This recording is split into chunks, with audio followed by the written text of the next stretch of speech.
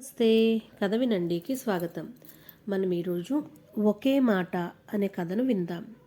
అవంతిపురాన్ని శ్రీజయుడు పాలించేవాడు.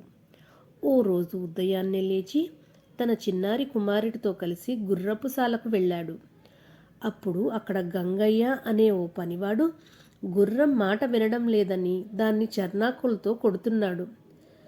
గంగయ్య, గుర్రాన్ని ఎందుకు అంతలా కొడుతున్నావు అని అడిగాడు శ్రీజయుడు.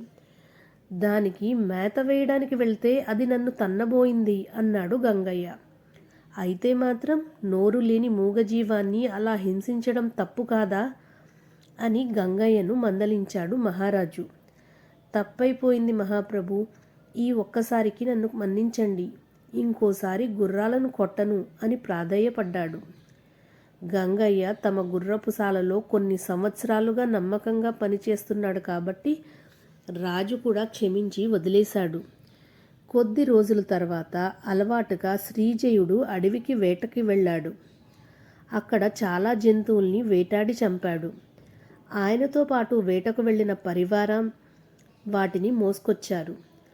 విల్లు విద్యలో రాజుకు సాటి లేదని శ్రీజయుడు గొప్ప వేటగాడని పొగిడారు.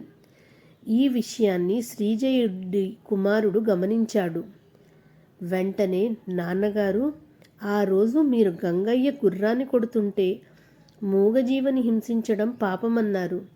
మరి ఈరోజు మీరు అమాయక ప్రాణులను వేటాడి వాటి ఊపిరి తీశారు. ఇది కూడా తప్పేగా అని అడిగాడు. పరివారమంతా ఒక్కసారిగా బిత్తరపోయి మహారాజు వైపు చూసింది. ఒక్క నిమిషం పాటు మౌనంగా ఉండిపోయిన శ్రీజయుడు, అవును, నేను చేసింది ముమ్మాటికి తప్పే. ఇక నుంచి నేను జంతువుల్ని వేటాడడం మానేస్తున్నా.